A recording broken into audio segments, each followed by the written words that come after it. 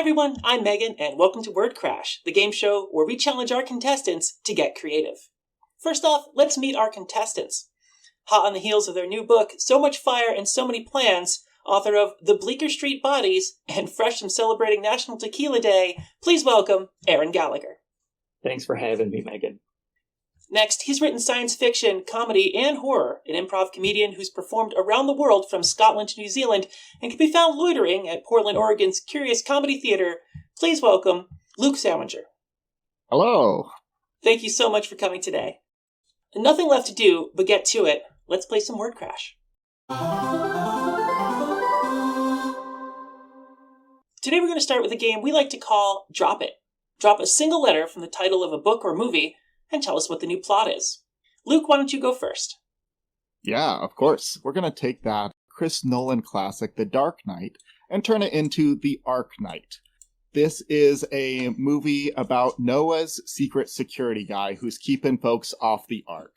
Unbeknownst to him, we know he's going to meet a tragic end because we don't know his name from the records. But those of you who watch the film will know that his name is Hezekiah. And he kind of has a crisis of faith. So this is like a comedic drama. If I could have anyone direct it, maybe like Noah Baumbach or something like that. It'd be somewhere in that range. I'm seeing an opening scene where the Ark Knight has to jump from the railing while the Ark is sitting there on the ground. Just jumps from the railing and comes down and starts punching people right and left. He's herding animals onto the Ark for people. No, get in there. Keeping people away. Doing a nasty roundhouse kick to somebody's head. Yeah, I can see this. Yeah, he's basically a security guy for a long while because it takes a long time to build that arc. But yeah, like the climactic moment is when the flood, of course, inevitably comes, and he finds himself locked out after serving Noah. So it's a tragedy as well. It is a tragedy. So who's the big villain? Oh, I mean, Noah, really. Noah's the villain at this point. Oh. That's interesting. So there's a betrayal going on here. Oh, 100%, yeah. Yeah, our Ark Knight is our protagonist. He's been hired by Noah, but Noah knows that he can't bring this guy with him. Kind of being a jerk. I'm seeing a scene early on. The rain is starting to fall, and the unicorns don't have their passes, obviously. So they're not getting on the Ark. Well, those are the Ark Knight's pets, actually. That's why the unicorns didn't make it. They were loyal and stayed behind? Are you saying that there's a touching moment where, the rain is falling and the tears are just dripping down the unicorn's face, but you can see them because unicorn tears glow, right? And it's just this heartwarming moment of, we'll stay with you. It's that all is lost moment that ends in that, tragic sacrifice. He's got one arm over each unicorn's neck as the water slowly rises. Yep. Mm-hmm. I can totally see that. Is it a twist that Noah is the villain? Do we know that from the beginning? Is there a red herring somewhere? It is a little bit of a red herring because Noah is traditionally viewed as kind of a heroic figure, even though, when we look at it, he's abandoning a lot of people. Doesn't make him a great dude. And so we're kind of this film, is turning the head on the hero. The hero's the villain. And of course, being a Hollywood film, we are looking at a sequel, The Ark Knight Rises, which actually it talks about how the Ark Knight had been building in secret a boat of his own. I feel like with this much water, you'd be missing a trick if you didn't have a literal red herring. You've got to have a fish who seems to be very sinister the whole time. Turns out he's a nice fish. I'm kind of confused. Do the animals talk? Yes, yeah. All the animals talk? There's precedent for this. We are, of course, using the source material of the Bible. Mm-hmm. And, in Genesis, we've got talking serpents. So it's not unheard of to have talking animals on this. Maybe it should be a musical. Ooh. There is an idea. Everything's always made better by musical. Yeah. With musicals, the whole point is you sing when your emotions can no longer be contained. And there's going to be a lot of emotions. Noah's saying, hey, the earth is going to be destroyed. Y'all are going to die. And so there's going to be some high emotions going here. Yeah, and totally. It's going to be torn. Well, not only that, maybe some of Noah's family can be torn. Who likes the Ark Knight? There's got to be a love interest, right? There's got to be somebody. Yeah. Did Noah have daughters? I'm trying to remember. He better have had daughters. Well, he did have daughters, because there's a whole thing where, like, Noah's drunk later, like, after the flood, because, like, Noah feels bad or something and goes to get drunk, and they, like, his children see him naked. I know he has a son named Ham. So, like, maybe Ham and the Arknight are, like, best buds. Like, maybe Ham got his buddy this gig. Oh, yeah. Yeah, he's like, well, surely we'll get to put a few people on. I mean, this thing's really big. Mm-hmm. Like, at least we can get Arknight on. And then, yeah, we'll have that touching moment where Ham will be like, I didn't know. And, like, the boat's rising. And then we have that, like, post-credit scene of, like, the Arknight has his boat. So it's not a full-on tragedy. And then that's setting up the sequel. What did he make his boat out of? I mean, probably some giant trees, scraps. Maybe Noah's Scraps? leaving a bunch of scraps around. Like, yeah. Mm-hmm. I would like to see, like, the water just off the bow of the Ark. The scene starts to fade out. His boat pops up out of the water. And there's two really angry unicorns shaking their hooves. Oh, yes. Oh, yeah. Yes, we'll definitely have to put the unicorns on the boat. I had not thought of that. That did not occur to me, but that's absolutely the imagery that we need for this. There's going to be a beautiful water ballet scene at some point with all the animals in the water. Myriad flower shapes, fountains, swans, naturally. There has to be a narwhal, absolutely. Wait, maybe the narwhal saves the unicorns. Well, and that's the final, like, all is lost. Like, Arknight's not getting on, he's getting back to his boat, but the, like, unicorns don't make it in time, and the boat's rising, and then he's like, I've lost my friends.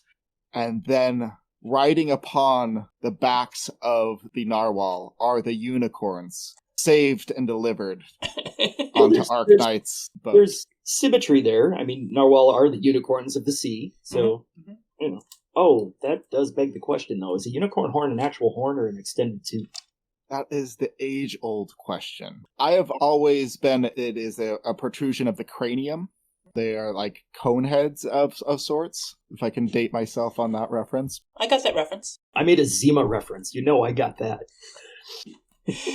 Yeah, so I always wondered if that's part of their forehead. Does that mean their brain extends into it? Oh, of or course, is it like a toenail? I think their brain's in there. Their magic brain. Mm-hmm. Does it end on a cliffhanger? I mean, it just ends with him popping up at the end, but that's it? We gotta wait for the sequel? You've got to wait for the sequel, Arknight Rises. Well, what's the plot for Arknight Rises, then? Because we gotta finish the story. We can't leave it hanging. Well, I mean, Arknight Rises it's gonna be a sprawling epic. It'll open up with Arknight, but then it'll be about Arknight's children versus basically Noah's kids. Ooh. Okay, we're going generational here. Generational fight here. Wait a minute. The Arknight's gotta have, if kids, he's probably has a wife of some kind. Who else survives the initial flood, and how does he meet her?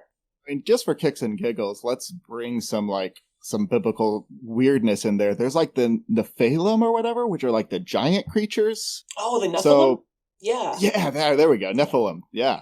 So let's bring that in. Like, why not? Like, have a Nephilim, 2 unicorns, and our good old Arknight. And so Arknight and Nephilim's kids are fighting Lot's kids. Ham and Seth and... Oh, boy. Really wish I'd brushed up before I pitched this movie. I have a question. Is the sea salty because of Lot's wife? In this universe, I don't see why not. The oceans are receding, and so, yeah, Lot's wife washes away into the ocean. Yeah. Interesting. Okay, so the first is the first movie is the Arknight gets abandoned. The second movie is that he leads a ragtag group of Nephilim, of people who come from angelic heritage and become monsters, all in an attempt to get revenge. And unicorns, right? And maybe some other magical creatures that survive in a battle for survival against plain old humans. This is like mystical energy and magic trying to survive in a world that doesn't want them.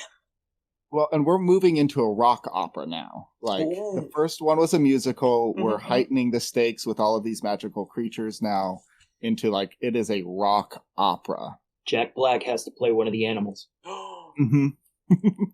Yes. Jack Black as a Leoplorodon, leading all of the sea creatures as the ocean is receding away after the flood. With the beard. Oh, yes. Yeah. Of course. A Of course. bearded Leopolodon. I think we should actually run this by Jack Black. He probably would take that role in a minute. Yeah. Yeah. I follow him on TikTok. He hasn't followed me back, but I'll make sure I'll pitch him that. So Yeah, get him a link to the podcast. He's going to love it. I guarantee he's going to love it. I think the final conclusion of the film is going to be the Ark Knight getting petrified into a mountain. Probably somewhere in Greece. I'm not sure where.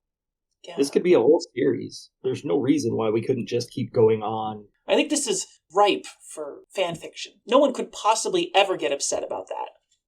Not a little bit. In no world. I don't see where there would be any issue. Yeah. This is epic. This is absolutely epic.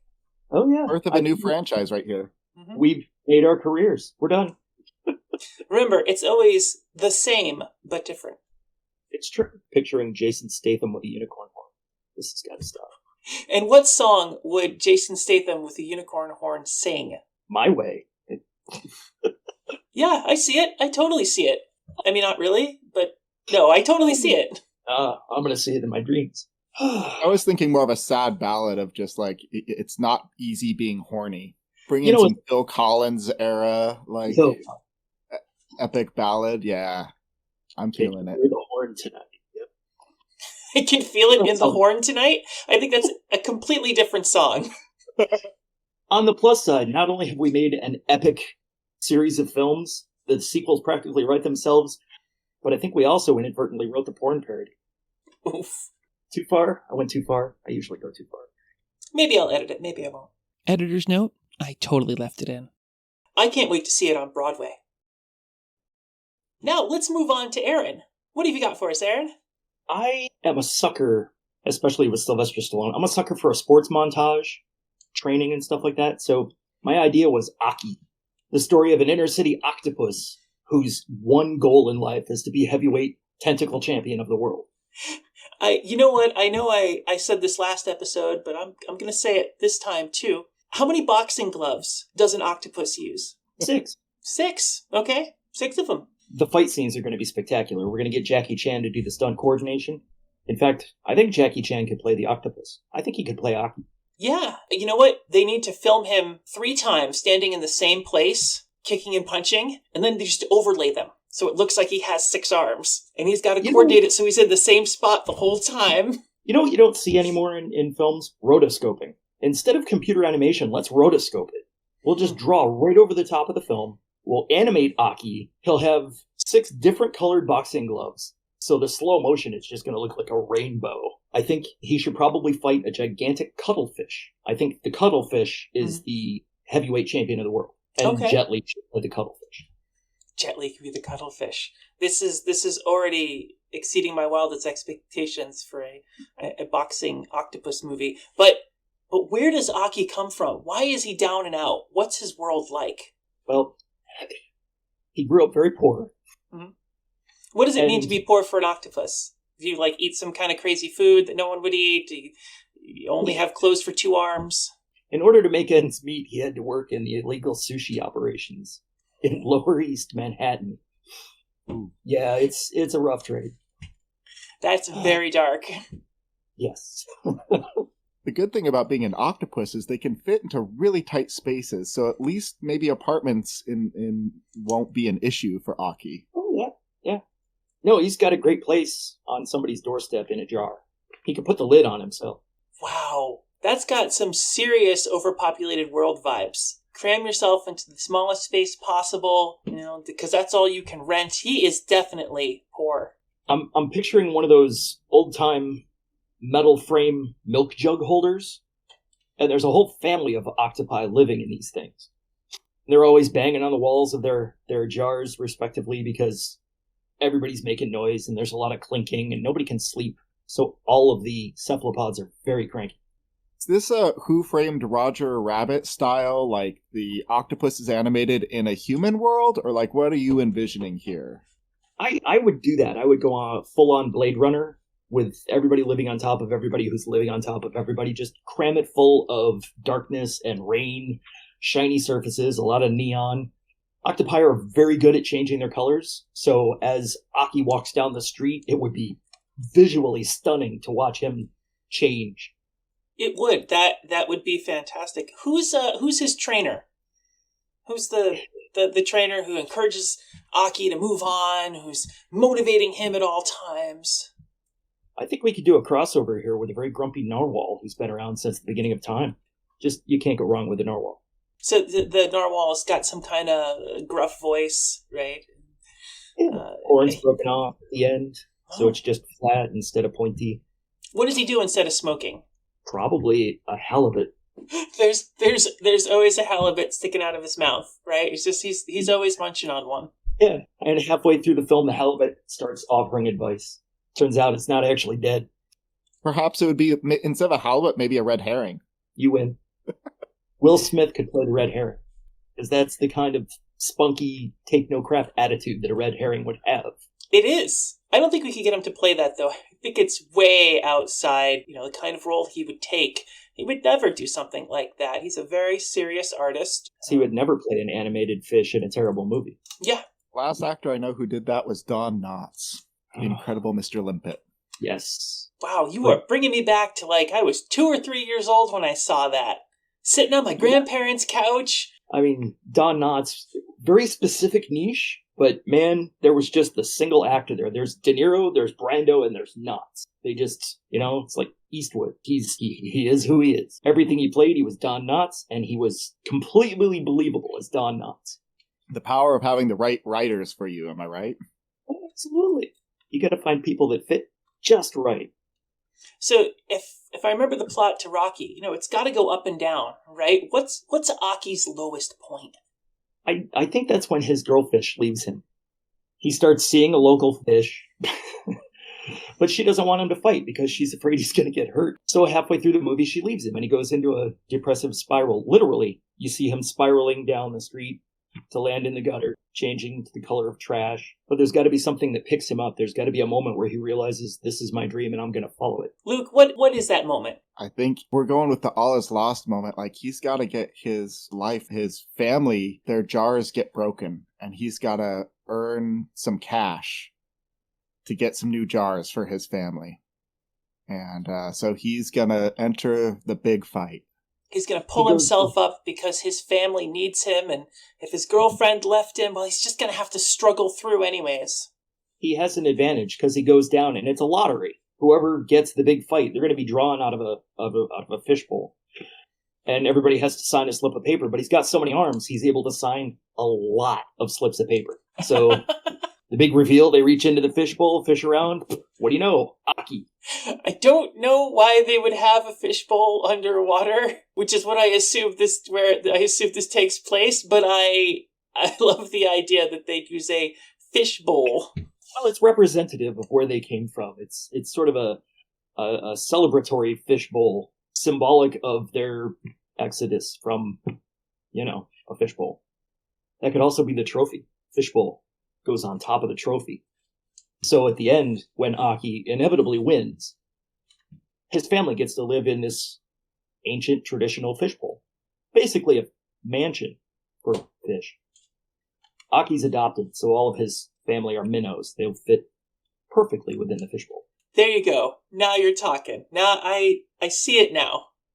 I was envisioning a bunch of octopi, but that's not good enough. An octopus adopted by minnows. Let that sink in for a second. Well, of course they had to adopt him. When they found him at the shelter, he was the only one in the whole place that could hug the whole family at the same time. Very touching moment. We have to see that in flashback. That's the moment when he's at his lowest. He remembers that day in the orphanage and hugging fistfuls of minnows. And that's when he picks himself up out of the gutter and says, you know what? My family needs me. Cue the music, of course. That would be the training montage, and the best part is you'd have to shoot it in slow motion because his arms move so fast. So there is that iconic scene of Rocky punching the side of meat, and probably breaking a bunch of spare ribs and making people unhappy, but he's punching that meat as hard as he can. What does Aki fight? What does Aki use instead of that big old chunk of cow? A porpoise. A porpoise. Yeah. It's symbolic. It's sort of a play on words. That's his porpoise in life. I can't believe I just said that. Oh, no. Yeah, everyone listening to this is going to flip out over that one. Oh, yeah. I will take myself to the penalty box. It's terrible. And Luke is laughing at us because, he's a real comedian, doesn't have to stoop to the level of our puns. I love a good pun. Well, let us know if you hear one. So far, you're tanking. Oh. We'll just all tread water until we're done with this game. You're going to have that moment in Rocky, where his manager does, in fact, die. Goes belly up. That's when the herring comes in. That's his new manager. That herring is going to be there for him in his corner. Half a herring. Yeah, half a herring with teeth marks. The left side or the right side? Whatever looks best in post. Of course, that's always how those things work. Nobody plans those. The camera's looking this way. We need to be the left. That's the shot of the day. It'll play better on that side. There's something about that that's always disturbed me. Rocky beating on that side of meat. I watched that movie the other day, coincidentally. And they actually interviewed him on TV while he's beating the crap out of meat. That is not sanitary at all. There should have been, masses of people at the TV stations protesting outside the meat district. They should have just gone crazy. That was just, ew. Anyway. I'm sure everyone in the Meat Packers Union was very upset that they brought people in there and would depict something as unsanitary as that, as what happens at their place of business. That's their trade. And I am not kidding. They probably are very pissed. Every time I see someone use a computer on a TV or a movie and they're doing something ridiculous that no one would ever do, I get mad. So I can only assume that if you're a meat packer, you're also upset at Rocky and those people for being in that room. I forget what I was watching, but I saw someone using a computer on a TV show and both of their hands are on the keyboard and they're typing and the mouse cursor moved. Not just drifted, clicked. So, yeah. Here, let me do an impression of people hacking.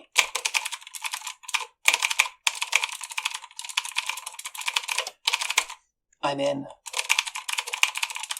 You nailed it. That is hacking right there. That's how you do it. Although you are missing the soda or coffee, usually both. There's got to be piles and piles of empty cans of caffeine distribution vehicles behind you. Something like, I am a robot that turns caffeine into lines of source codes. Yeah. But back to Aki. Aki. What's Aki's last name? Odes. Aki Odes. I'm sorry, I need a second. Do you plan on releasing a Ben & Jerry's flavor? Like a tie-in? As part of the marketing? Like an Aki Odes ice cream? I think they already have the little candy octopi for some reason. I don't know why I think I know this. Maybe it's in fish food or something. So they could do Aki Ode. See, Megan and I are planning the movie. You're living in 3021. You're already at marketing, which is so forward thinking. I believe in this pitch. Well, I think Aki would also have, the little floaties for little kids. We could have all kinds of Aki merchandising, right? The little floaties for kids, maybe gloves, but they have tentacles coming off them too. So you're with all little fists on the end. So you're punching with hands that have with tentacles that have fists on them. Oh, yeah, absolutely. And the wacky wall crawlers practically sell themselves. Time to bring that classic back, right? Time to soil another generation's walls. I think that we have a fully developed Aki Ode, his epic struggle to pull himself by all 16 of his bootstraps. By all 16 of his bootstraps up to a better life by punching other fishes is a story for the ages. It is. It's a classic. It's going to be considered a classic. In 100 years, they're going to be teaching this in film school. Now it's time for Secret Sauce, where our authors share a technique or strategy they use to keep the creative juices flowing. Erin, how about you go first? I would love to. I think one of the things that the 8 people that I've ever talked about my work tell me is that my dialogue is really crisp and authentic. So I think my personal secret would be to tell people to eavesdrop as much as possible. Listen in on every conversation you possibly can in public, especially when they don't know you're doing it. Not in like a creepy way, but it's good to listen to the cadence in people's voices because humans speak very lyrically. We're very musical critters at heart, even if we aren't musically inclined. Accents especially, there's a lilt, there are rhythms and rules. And if you really listen and you learn those things, that will come through in your dialogue and make your characters really leap right off the page. That would be my advice. When I took a class in improv, back when I was living in Chicago, they had us follow someone. We were in the middle of class, and the teacher says, okay, go out there, come back in 10 minutes, and follow someone around for those 10 minutes. Looking back, it was creepy. But none of us got caught. So I guess it's okay. Anyway, from that stalker in training experience that they gave me, I was able to really get a feel for a character, just looking at the way somebody acted or talked or moved, right? The clothes that they wear and their attitude. We spend our whole lives around people, and yet the details don't seem to matter, right? It's like, whatever, I'm doing my stuff. Honing in on that really helps you build people. Absolutely. If you're any kind of writer at all, your characters talk a lot. Because half of the interaction in a book is going to take place between your characters. The dialogue should be not only vibrant, but I think it should be distinct. I do this thing with my own work where I blank out all of my speech attributes and I read my dialogue out loud, and if I can't tell which character is saying which line, I go back and rewrite it until it sounds like them. It helps me keep that consistent voice all the way through. And that's just a byproduct of walking around and listening to people and getting to know their mannerisms and their tics and all the various stuff they do. That's my advice. Eavesdrop as much as possible. If you can do it professionally, that's even better. If you can get paid to do it, it's like getting paid to do research. You mean Not sure like how that would work. If you were an FBI agent or a CIA agent and you could spy on whoever you want? I bet that's why so many former intelligence agents write books. You've cracked the code. It's true. It's completely not true. Asterisks. But yeah, that would be my advice. Listen to as many different types of people as you can. Go places you don't normally go. Listen to people you wouldn't normally hang out with. Everybody's got something to teach you. Love that. It's great. Well, thanks for that. I'm certain we'll all be stalking way more people now because of Erin's advice. Luke, what is your secret sauce? So many secret sauces. I'm a saucy guy. When I am feeling stuck, giving myself permission to step away from the work, to go and read something, or even like travel, if it's like a 5-minute walk, or if it's like a 3-hour drive, like getting myself in a new physical space and imagining new stories in those spaces really helps spark some creativity if I'm feeling stuck on a piece of work or something like that. And I'll even like switch genres. So if like I'm writing something comedic, like just like a comedic sitcom, I'll like go somewhere and start imagining sci-fi and like allowing my brain to like make that switch back and forth kind of breaks my brain and like knocks some of that rust loose, whatever's sticking in my head. I totally get that. I'm currently writing a sci-fi series, and when I can't write any more of my sci-fi series, I turn around and start adding lines to my urban fantasy novel, right? And you'd think, oh, you're writing, so you take a break by writing. But there's no pressure for the urban fantasy novel. Things just occur to you, and you got to get them out, right? So taking that break, and I totally understand moving on to something else, as long as you finish. I read somewhere that one of the reasons when you're in the military, especially in basic, that you run for a while and then you jog for a while and then they run some more and then they walk and then you run, is because switching up the speed at which you move actually helps you rest. So it makes perfect sense that switching between genres would give different parts of your brain a rest. I know a lot of people really want to stay in their lane to like, learn something really well. And I'm a big advocate of that, of course, but I'm like, explore other things, especially if you're putting pressure on yourself to work in a certain realm. Like, this is the thing I'm doing. stepping into something else, even a different medium, is extremely helpful. So like if you're writing a play, go write some short fiction. If you're writing short fiction, write some poetry. Find ways to just have something that you're not putting pressure on yourself to, because that will knock some of that creativity loose. I've always suspected that that's why we have so many sonnets from Shakespeare. I think that's what he did to unwind from writing his plays. I think it was sort of like him taking a lap, just walking around the block, only he would write a couple of lines in iambic pentameter and then go back to, writing an iambic pentameter. But different types of genres helped him keep it fresh. And if it worked for him. Iambic pentameter, that is something that needs to come back. Oh, absolutely. I'd like to see, like, an epic sci-fi spoken entirely in iambic pentameter. Don't look at me when you say that. It's not my thing. Why I loved Deadwood so much. Deadwood has a lot of its dialogue in iambic. I mostly watched it for the swearing, but yeah.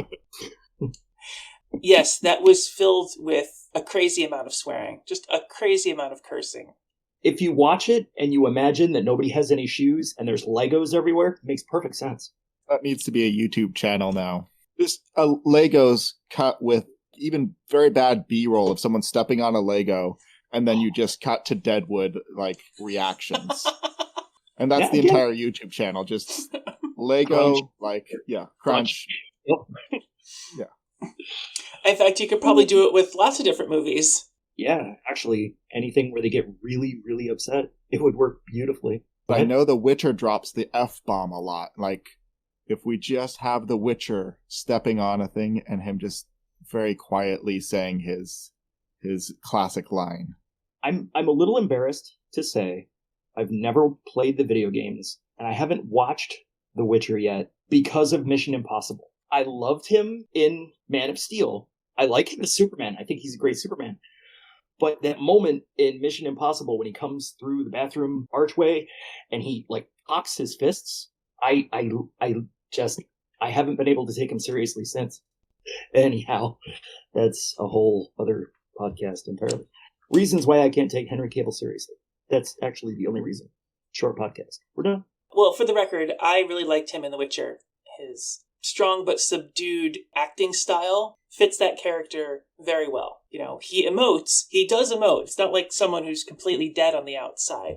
You know, he emotes, but when he does, it has a certain gravitas to it, where you're like, oh, he's pissed, or wow, he likes her, or you know, something like that. You know, it's clear, even though he's supposed to be stoic and unfeeling. I think there's a lot of subtext with Henry Cavill, mostly centered around his jaw. I think if you watch the angle of his jaw, you can tell his emotion. It's a working theory. I haven't done absolutely any research, but, you know, it's possible. I auditioned to be a Henry Cavill stand-in. Like, this is not a bit. This is a real thing. I was like, they wanted a Henry Cavill look-alike for a Witcher tie-in product for like a mobile game, I think. I didn't get the part, but it was nice to be considered. I'd play his jaw. Do you play his jaw? Yeah. That's really why they cast him, is his jaw. Well, someone's got to take over for Bruce Campbell. You know, he can't hold on to that legacy forever. He's gonna have to give it up. You know, I can't think of anyone better. I'm going to go ahead and assume you've read his autobiography, If Chins Could Kill. Not making that up. Dead serious. That's the title of his autobiography, If Chins Could Kill. And a friend of mine went to a signing and so excited. He gets up there and it's Bruce Campbell. And Bruce looks up and says, "What can I do for you?" And my friend, the first thing that popped out of his mouth, something insulting. Bruce shrugged and wrote in the book. So my friend has a copy of If Chins Could Kill, and the inscription is, "Dear Phil, thanks for shelling out. Sucker." Bruce Campbell. Something insulting. That is great. Well, that's exactly the kind of secret sauce people are looking for. Insult your fans. You know, have a big chin. I think that's the moral of this story. Yeah.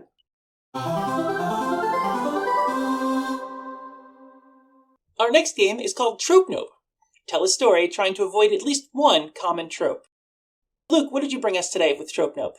I love the stories of the big bad that's been locked away for a millennia, or just like biding their time, these evil forces. Your Lord Saurons are like, what are you doing for like a millennia? Like, you're just sitting around, or like the Stephen King, evil is locked away. So I wanted to avoid that and talk about Lord of Grievance. So there's this evil medieval lord who has wronged hundreds of peasants and citizens and slain many folks across Europe, and then is locked away by a wizard and awakes in the 21st century. He is coming back after being wronged by these wizards, but instead of seeking vengeance, he is seeking apology. So he's going down a list of all of the people he wronged through his evil ruling and trying to find their heirs, their offsprings throughout generations, and offering penitence to all of these folks.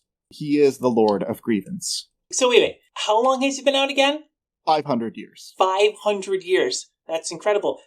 How does he get out? Is this one of those things where there's a ritual summoning and someone's trying to summon a Dark Lord, but instead they get this guy? 100%, yeah.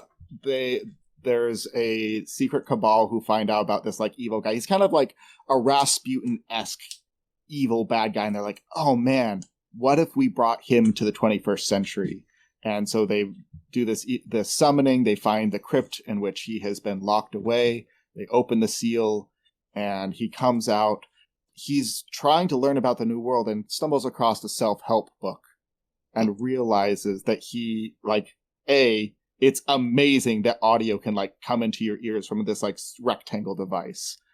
And then the words start hitting him that he never lived a fulfilled life. Part of repairing that is repairing the damage that he caused. Who's the first person he tries to help? What does he try to fix first? Well, at first he goes to try to find the family of peasants he turned food away from, stole their land, burned their crops. Try to find those offspring, get their land back for them. Unfortunately, skyscrapers now are on that farmland. The thing is, tracking someone through paperwork and stuff is going to take a long time. Could he have something magical that'll help push him towards these people? Yeah, it's the internet. It's called Ancestry.com. It's amazing. He thought he would have to find some bards, do some summoning. He learns about the internet. Also a great spot for product placement. Yeah, they would totally help sponsor this movie or book. Go all the way back 500 years with Ancestry.com. Not a sponsor, although reach out to us at Ancestry.com. Is he all alone in this venture, or does he have some kind of sidekick? He thinks he's all alone. But then the wizard that locked him away was also in another crypt sealed away and also comes out. And it becomes this buddy cop. Or not a buddy, but it's a buddy film. It becomes a buddy film of two folks lost in a modern world and have to come together and reconcile their own differences as the wizards realize they hadn't approached their wrongs with our Lord of Grievance, who is his name is Harold, by the way. Harold, Lord of Grievances! If he's not hanging off a clock tower at some point, I'm going to be disappointed. You always have to bring Big Ben into it. This feels to me like it's going to have all the beats of a planes, trains, and automobiles. Mm-hmm. That's why the wizard locked himself away as well. He realized what he lost. The movie is about him finding redemption, too. He lost his purpose because he had trained his whole life to defeat the Lord of Grievances. When he was done, there was nothing left for him to do. So he's like, my only purpose in life is to defeat this guy, so I've got to sleep for 1,000 years, 500 years now, until he wakes up so that I can wake up and take him out again. Or he realizes that he's no longer complete. The Lord of Grievance has a mission, but the wizard just follows him around with unrequited love. And every time he tries to tell the Lord of Grievance how he feels, it just gets all botched up and they end up fighting more. This is also why I'd love a good story about villains. Heroes often, their only goal is to stop the villain. You remove a villain from so many films, and the hero really has no goal, which is often why they put a romantic interest into these films, to have the hero have some other goal. But we're turning that and being he has no other purpose. And so he seals himself away. Perhaps when the other seal is unlocked, his own seal unlocks as well, so he can enter whatever time and emerge together with his arch nemesis, who is actually his true purpose. I've often wondered if the hero just looked the villain right in the face. Because you got so many villains, especially Bond villains, huge tropey Bond villains. They're going to take over the world. They're going to do this. They're going to do that. If you just look them in the face and engage them in a conversation, what are you trying to do? I'm going to take over the world. Okay. And then what? What do you mean? Well, what do you do the next day? There's got to be a conversation where the wizard is trying to teach the Lord of Grievance. You need a longer goal than just your list of grievances, because once you get to the end of the list, then what? And the answer, of course, is the wizard. Exactly. Yeah. It's like the Dark Knight, when the Joker said, I'm like a dog chasing cars. I wouldn't know what to do with one if I caught one. Catching the car would be the worst thing for the villain to do. So yeah, I think it would be cool for the hero to illustrate that and teach them. It's a teachable moment. So this 500 years, Luke, this 500 years that the character is sealed away, is he just asleep? Is he doing something? Is he conscious? Is this like the Phantom Zone? Knitting. Knitting. No, I think has to replay in this like almost personal hell, like everything that he did with his life up to that point. And that's when he emerges. He's like, I need to say I'm sorry. Aww. And then what does that do? Like, what? And he has to confront, like, this. Is this a selfish thing? Is this just for me? Do these people know that have impacted their life 500 years ago? He still has magical powers, right? Harold never had magical powers. Oh, I'm sorry. I thought when you said the Dark Lord, I was thinking Sauron and stuff where, like... Well, let's roll incredible back. God. Why not give him incredible powers? Like, what would those powers be? I mean, all of the things. I mean, lightning. He's raining down fire on everyone. We can play around with that in the modern world in which lightning is running around him all the time with power lines. We can have this, like, to the modern world sort of moment with that as well. I was going to say the middle third of the movie could be him trying to explain his awesome, phenomenal powers. I can conjure lightning. Taser. It would be cool to see all of the things that he can do. I know this instantly. Yeah, I have Google. It would be nice to see all of his powers just completely negated by modern technology. I can talk to you from any distance. I can send messages back and forth. Hold on, I'm on my cell. Yeah. All of our sufficiently advanced technology that is indistinguishable from magic. We're all evil lords at this point. Oh. Some of us are more evil than others. Some of us are just more mischievous. I'm liking this concept. This is a fantastic concept. We have a redemption arc. What is the big thing, though, that our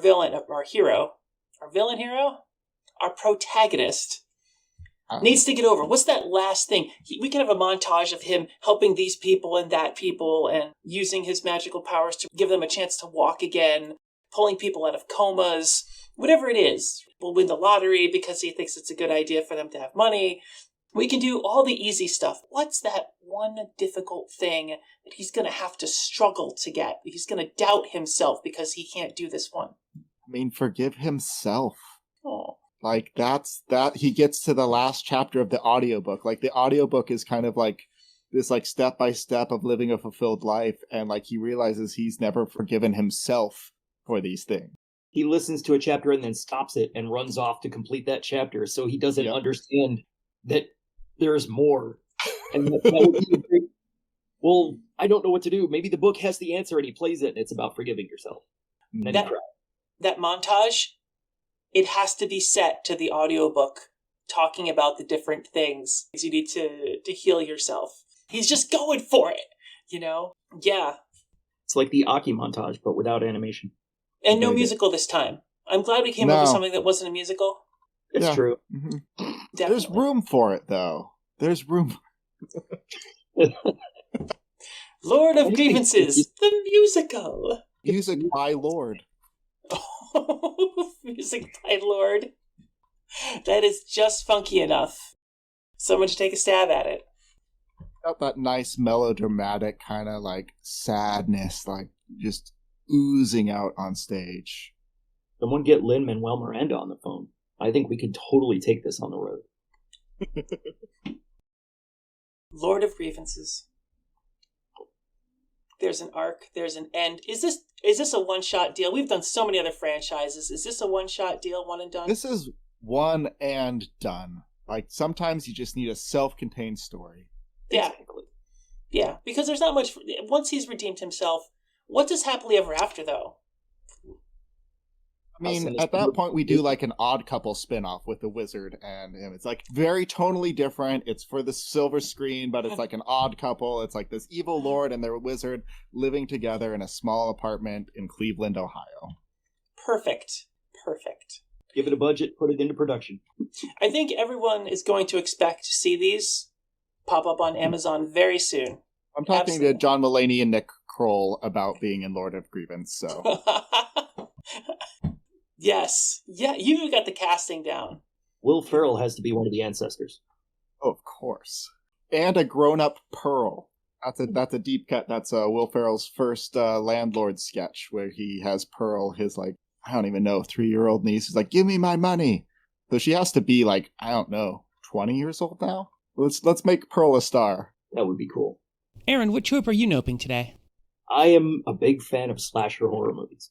So I tried to consider what would be the best anti-slasher trope film. Takes place on a brightly lit afternoon in a mall with a group of very diverse people of color, all walks of life, who never separate. The killer never appears behind them. And at the end, when they do finally confront one another, they sit down and talk it out. It's called Mall Cope. They help this poor, unfortunate killer get over his issues and really find himself. Okay, so we do establish that this person is a killer. What's that establishing scene like? Killer accidentally stabs a mannequin. Our ensemble sees him stab this mannequin, and he's visibly upset that he didn't kill someone. Oh. And on many levels, this is an incompetent killer. It even opens up with him running from the police after killing someone and hiding out in the mall. So we know that this person is a threat instead of just completely incompetent. Well, wait a minute. What if we assume that he killed someone and that's why he's running from the cops and he is incompetent and stabbed the mannequin, but he didn't actually ever kill anyone? Because if we're going to redeem somebody, it's not going to feel right if they redeem somebody, if they make him better and help him cope, if he's actually killed people. Because there's going to be a lot of people who are going to be like, no, he should go to jail. But if he's never actually killed people, we don't reveal that to the end. It's like, oh, no, I tried, but I missed. The cops are not actually chasing him. They're just trying to give him his keys back because he dropped them. He thought he was stabbing a clerk, got the mannequin, thinks he killed somebody, and now he's on the run. Our group of people, middle-aged, by the way, with completely stable personalities, saw. And that's why he thinks he has to kill them. How are we going to avoid the tropes in the group of people? Because, you always have the slutty one, you always have the sporty one, you always have the smart one. How do we disrupt that? Actually, I take it back. They're not middle-aged. They're elderly. They're a group of mall walkers. That's how you avoid that. Wait. No. There are plenty of slutty mall walkers. Not going to the same malls, apparently. I mean, this is literally a thing. Besides college campuses, the highest rate STD infections is retirement homes. That's true. Any particular place you put a lot of people together and there's no kids and there's no responsibility and there's a lot of free time, things are going to happen. Disturbing things that will haunt you in your sleep, but things will happen. It's true. It's a beautiful thing that you never want to see. Is this a trope, though, that we can actually get rid of? Or do we need to have the sporty one and the slutty one and bratty one? You've got a geriatric girl band going on there. I'm actually envisioning it somewhat like Space Cowboys, where you had Clint Eastwood and Tommy Lee Jones and Donald Sutherland, all these elderly astronauts. Mm-hmm. I would like to see that same kind of dynamic. They were slutty, they were sporty, they were adventurous, and now they're just sort of cranky and wondering why someone's chasing them very slowly with a knife. Maybe someone just went through a breakup. The older you get, breakups get worse and worse. Oh, it's true. Especially if the person they've broken up with is part of the mall walkers. Oh, so we've got exes. Exes in the mix is always great for a horror film. Yeah, but they get along well. It's always very hard to create conflict in a narrative when everyone's getting along. It's true. So how do we Star Trek this? We need tachyons. The love interest, the ex, the breakup should be the killer. I don't know. I hate to say no, right? I want to say yes and, but it just feels a little bit like they need to be the older people kind of guiding him, right? He's like a 30-something. He's a lost and drifting 30-something who failed at his startup in his 20s, didn't do great in school. He's been failing, and now he's just mad at the world. You know what you never see in slasher movies? A May-December romance. I think it would be cool if the killer was exactly that, but they had broken up with one of the ladies. Maggie May would be the song that would play over the credits, of course. I think that would lend a level that you just, there'd be a texture there you just don't see in most modern slasher films. So he gets dumped for, we'll say, the slutty one. Or the sporty one. So he gets dumped, and he's so distraught that he decides he's going to kill them all? There's got to be a reason for him to have attacked that poor sales clerk. Maybe she reminded him, or he reminded him, of the person that just broke up with him. I mean, if you want an extra layer of conflict, one of the 41's adult kid is the one that made him break up. This is disgusting. They are 10 years younger than me, Mom. 10 years younger. How can you date someone like that? What happened to half your age plus 7? That's the rule. You know how embarrassing it's going to be when you and him show up at Ted's parents' Thanksgiving? What about Christmas? You know what you're doing to me? You have to stop this, Mom, right now. End it. There's got to be a line in there where he gets upset because she has to buy, or he has to buy him the alcohol because he's that too young. No, it can't be. Can't be that young. Can't be that young. 30-something to 80-something is still 50 years. What? It's like Harold and Maude with a big-ass machete. Oof. Yeah, Harold and Maude is problematic. That's a hard sell. Yeah. 38, 35, I could see that. You gotta really stretch. The characters really have to be organically messy. People are messy, and this would be a very messy movie. But it would challenge so many preconceived notions. How many times does he fail? Because there's got to be a whole slew of times where he tries to kill them and fails. Well, he tries to catch them outside the pretzel place. Slips on a pretzel. Let's see, what else would happen? He loses them in a Hot Topic, because he never expected them to go into a Hot Topic. I think every encounter needs to like be a reflection of like his growth as well, though, as well as like hitting on these anti-tropes. So like the slutty ones, like the quote unquote slutty ones, maybe they're hooking up at the Gap and you're like, oh, this is the moment where they get killed, and like we frame it that way, but then something about the way they talk about love stops him from killing them. And then like the sporty one is talking about like self-doubt in the like, I don't know, what's a sports shop in a mall or something like that. Dick's. It has to be Dick's. Yeah. Yeah. Of course. Especially for the name. Yeah. No, I love this. You take every one of these tropes and you show that these people aren't that trope. Is that what you're getting at, Luke? Yes. And that trope, as we reverse it, it leads to growth within our killer. Like, it's a reflection of like, oh, I'm feeling these self-doubts. And by the end, they're like, oh, I don't need to kill. The final scene takes place in a jewelry store where he narrowly misses his target, trips and stumbles into the engagement ring counter, and there runs into our mall walker's 50-year-old son who feels bad and was buying an engagement ring for them, because you have to bring it full circle. Yeah, that works. And it becomes heartwarming. Yeah, except for the mannequin. Because of all the good it would do, the mannequin was probably okay with that. Yeah. Maybe the mannequin ends up with someone at the end, too. Gets positioned next to one of the other hot mannequins. The new life at Forever 21. Yes. Before we go, it's time to give our authors a chance to talk about what's new and exciting in their lives. Luke, let's start with you. Yeah, I am doing a lot of screenwriting these days, and I'm really excited. I'm putting into production a short film about an evil botanist creating plant creatures to fight back against global warming. It's called Vines, and we're planning on shooting in 2022. I've got an amazing team on board, and I'm really excited to be filming that, as well as a couple short films this fall. That sounds incredible. If you need an extra, I am here for you. I'm here to be your extra. I don't even have to talk. Just, you want me strangled by a vine or something, I'm your girl. I will definitely keep that in mind. Yeah, and then all of my previous works, I've got some short stories, some comic books up on Amazon, and a couple of things I can't talk about quite yet. But yeah, I'm really excited about some upcoming podcast debuts. So check out my website, lukezwan.com. I'm at Luke Zwan on all of the platforms, although Twitter is my preferred medium. Normally, I just let people move on at this point, but I have to know, what are the comic books? Ooh, I've got a supernatural western. It is set during 1863, and it's kind of during the Bleeding Kansas, so it's an exorcist during Bleeding Kansas. Called Ezra, Devil Begets Devil. I'm going to Amazon right now to look at that, because that sounds amazing, and it's right up my alley. Erin, what's new in your life? Well, my next novel actually releases on Wednesday. So much fire and so many plans.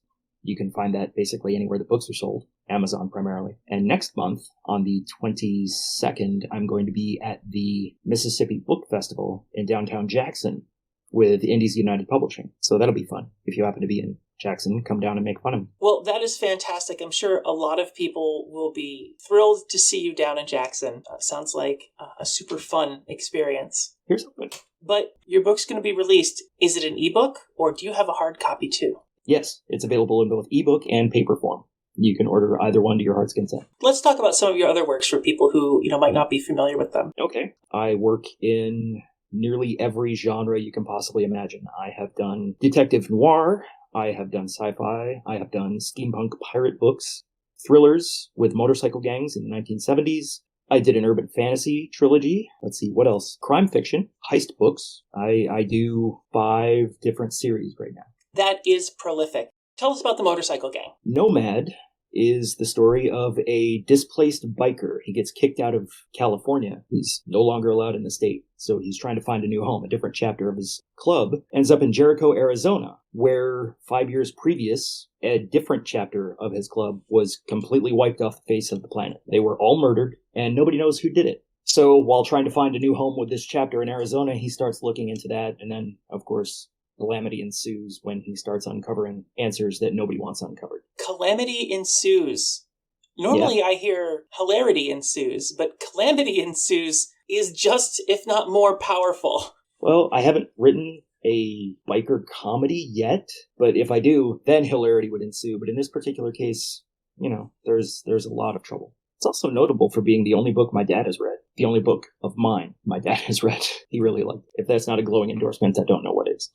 Parents reading your books, it's either they do and they love you and you're perfect and you can do nothing wrong, or it's just something you do that they don't interact with at all. I wish I could say that doesn't happen, but I have encountered way many authors where they're just so desperate to have anyone in their immediate family read their work, and it doesn't happen. I have yet to get an actual review out of anyone in my family. I have given up, maybe not given up isn't the right word, but no longer put weight into having friends and family either read my things or watch my things.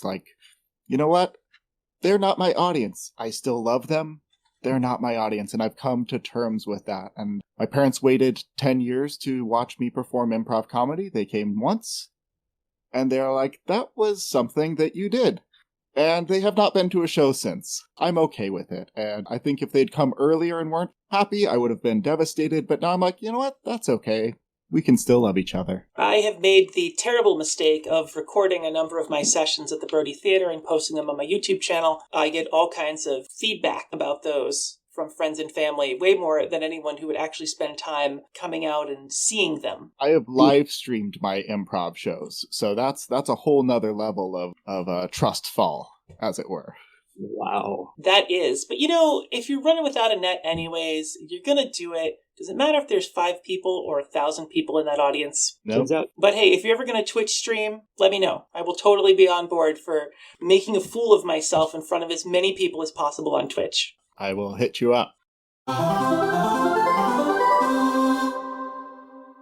Who is the victor today? You tell us. Tweet us at Wordcrash Game and vote for your favorite story of the night. Did you prefer Aki Ode and the tentacle-punching madness of this undersea story? Or was Ark Knight more your thing and feel sorry for those unicorns? If you're listening on YouTube, remember to like and subscribe, get in those comments, and tell us how you would tackle our questions today. Everything we talked about will be in the links below. Thank you for listening. I'm Megan, and this has been Wordcrash, reminding you to always get creative.